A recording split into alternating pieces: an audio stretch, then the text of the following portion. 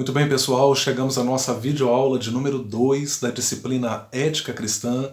Eu sou o professor Rony Coser, é um prazer estar aqui com você em mais uma das nossas videoaulas do nosso curso básico de Teologia, e eu quero agradecer a você por estar conosco. Espero, sinceramente, que essas videoaulas sejam edificantes a você. Lembrando que a proposta do curso básico de Teologia é ser um curso de introdução à teologia.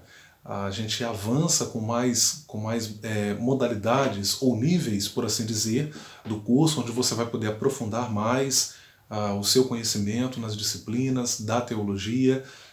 Mas nesse momento, o nosso trabalho introdutório é dar para você o instrumental necessário para que você possa começar a aprofundar a sua pesquisa, o seu conhecimento das disciplinas teológicas. Na primeira videoaula, nós vimos o que é a ética e os fundamentos da ética cristã, e também entendemos o que é a ética cristã. A ética cristã vista como um tipo específico de ética, né? Uma ética alicerçada na palavra de Deus para orientar a vida da igreja.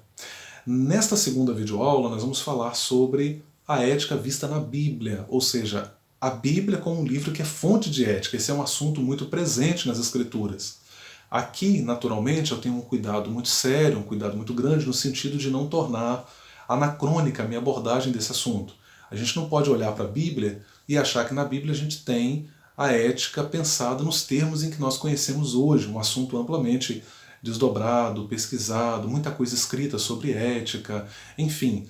É claro que quando eu falo de a ética vista na Bíblia, eu estou pensando no aspecto de conceitos, no aspecto comportamental, de conduta, de moralidade. A gente tem muito disso na Bíblia, tá? Eu não estou pensando a Bíblia como um manual de ética cristã como nós conhecemos, como nós elaboramos hoje nos nossos dias. Eu estou pensando de maneira seminal, né? Nesse sentido, a Bíblia como uma fonte a partir da qual nós construímos o conceito de ética cristã, a disciplina em si, e avançamos com os desdobramentos dessa área de pesquisa. Eu trago aí uma fala do D.J.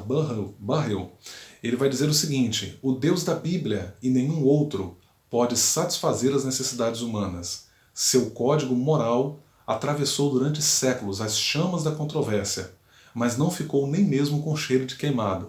É só uma forma do autor dizer o quão atual é o texto bíblico em termos de orientações para a moralidade, para a vida, para as escolhas éticas que nós devemos fazer.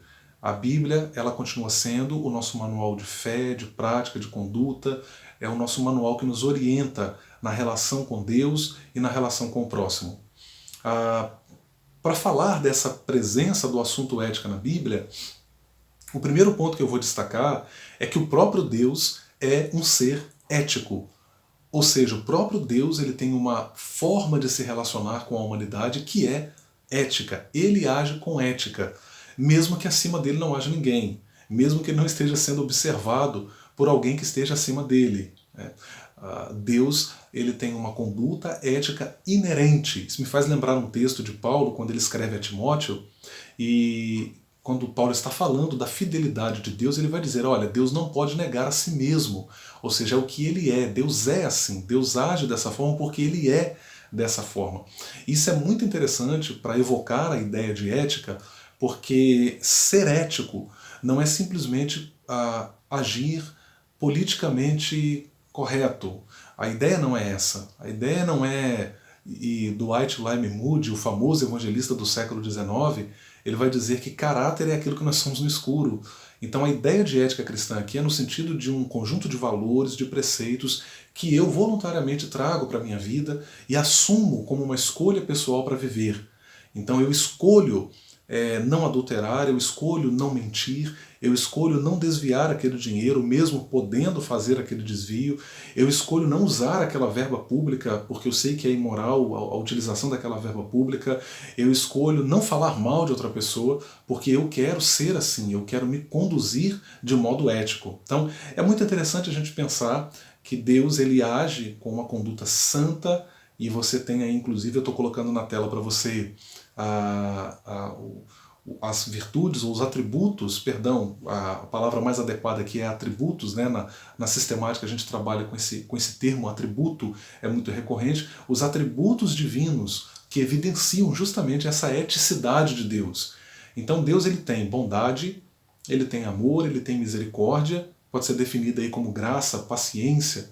Ele é um Deus santo, ou seja, que abomina o pecado, que abomina a injustiça social, que abomina a falta de perdão, que abomina o ódio, que abomina a imoralidade sexual, que abomina outras formas de pecado, porque ele é santo e ele também pede que nós sejamos santos. Então veja, o nosso Deus, outro atributo, é um Deus de paz, ou seja, um Deus de ordem. Isso pode inclusive ser visto ou refletido na criação que ele, perdoe-me aqui pela redundância, na criação que ele criou. Deus é um Deus reto, retidão é um atributo de Deus, também o zelo e também a ira. É claro que a ira aqui, como atributo divino, não é a ira como nós entendemos no aspecto humano, que em geral ela é resultado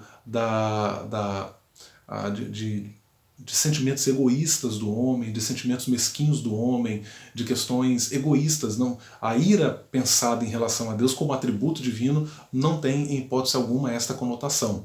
Então veja que interessante, que esses atributos de per si, ou seja, esses atributos por si só, eles já mostram, eles já apontam para essa eticidade de Deus, ou seja, para essa conduta ética que Deus mesmo ele tem para si na sua relação com o homem, e ele manifesta nessa relação, já que alguns desses atributos são, na dogmática cristã, ou teologia sistemática, como queiram, são duas expressões para a mesma área de pesquisa, ainda que talvez haja conotações diferentes, mas o ponto em comum é o mesmo, ou a área em comum é a mesma. Então, na sistemática, a gente fala de atributos comunicáveis e atributos incomunicáveis. Então, alguns desses atributos são comunicáveis. Perceba, na verdade, todos esses atributos que eu coloquei aqui, eles são comunicados ao homem, ou seja, o homem pode reproduzir isso no seu próprio comportamento, ainda que numa escala infinitamente menor em relação a Deus, já que ninguém poderá ser tão bom como Deus, amar como Deus, ser tão misericordioso como Deus, etc, etc. No ponto 2 aqui da nossa videoaula, você tem a ética presente na Bíblia, e aí eu vou citar um texto, que é o texto que está lá em 2 Timóteo capítulo 3, versículos 16 e 17. Então primeiro nós começamos abordando o fato de que na Bíblia nós encontramos ética ao olhar para a própria, ou por que não dizer, para o retrato, entre aspas, que a Bíblia nos apresenta de Deus.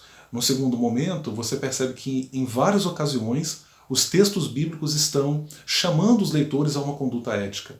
Em 2 Timóteo 3, 16 e 17, nós temos lá o apóstolo Paulo escrevendo a Timóteo. Ele vai dizer que toda a escritura é inspirada por Deus e útil para o ensino, para a repreensão, para a correção, para a educação na justiça, a fim de que o homem de Deus seja perfeito.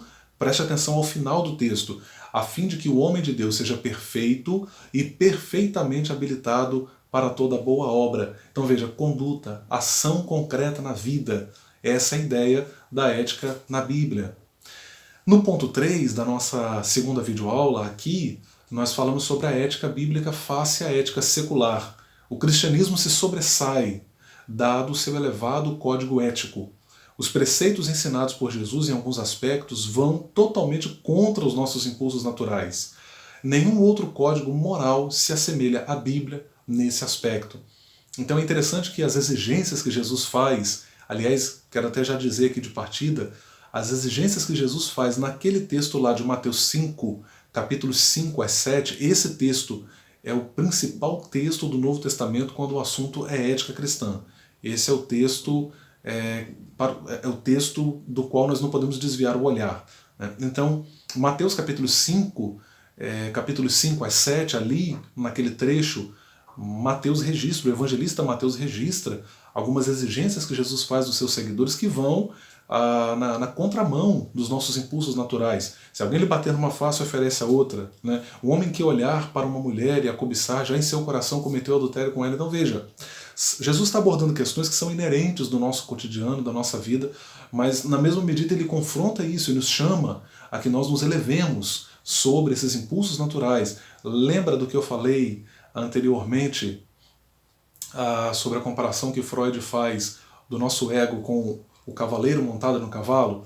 Então, o que Jesus está fazendo é isso, claro, de modo muito mais profundo, de modo muito mais significativo, ao nos chamar a uma conduta ética que esteja acima, ou seja, nós não somos seres movidos por impulsos, mas nós nos conduzimos com amor, com graça, com sabedoria, perdoando, tolerando, tendo paciência. O segmento de Cristo requer isso de nós. Gálatas 5:22 é um texto importantíssimo também e faz eco ao ensino de Jesus ali em Mateus capítulos 5-7. E para finalizar então aí a nossa segunda videoaula, eu trago um texto que diz assim: não é fácil ser o diferente, mas é justamente o que Jesus quer de nós, que sejamos diferentes para fazer a diferença com o nosso comportamento e padrão ético. É claro que isso aqui acabou sendo levado, essa ideia de ser diferente no movimento evangélico acabou sendo levada a extremos, né?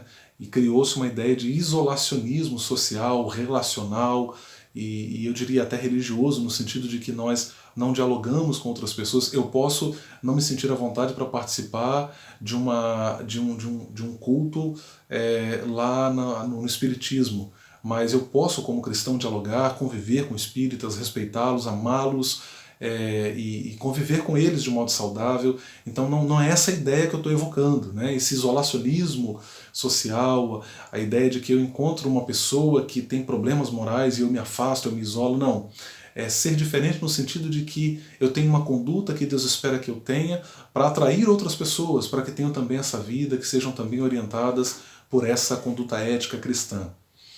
Em Filipenses capítulo 2, versículo 15, há um texto muito marcante, onde Paulo diz que para que vos torneis irrepreensíveis e sinceros, filhos de Deus imaculados no meio de uma geração corrupta e perversa, entre a qual resplandeceis como luminares no mundo. E de fato, a nossa sociedade hoje ela é marcada por muita perversidade, por muita maldade. Os ambientes corporativos muitas vezes são marcados por intrigas, por inveja, por pessoas que maquinam mal contra o seu próximo. O ambiente eclesial está marcado por perversidade, por maldade. Os ambientes convencionais nas nossas igrejas, onde você tem líderes cristãos brigando pelo poder, mandando matar, cometendo crimes, e por aí vai, né? De um modo geral. Mas Deus nos chama para vivermos como cristãos, para vivermos de modo diferente. Diferente em relação a esse comportamento deturpado, degenerado, que não glorifica Deus, que é egoísta, que é mesquinho, que não transborda para o outro. Deus nos chama para sermos diferentes nesse sentido, para não vivermos como vivem os homens que não temem a Deus, que não se preocupam em obedecer aos princípios do Evangelho.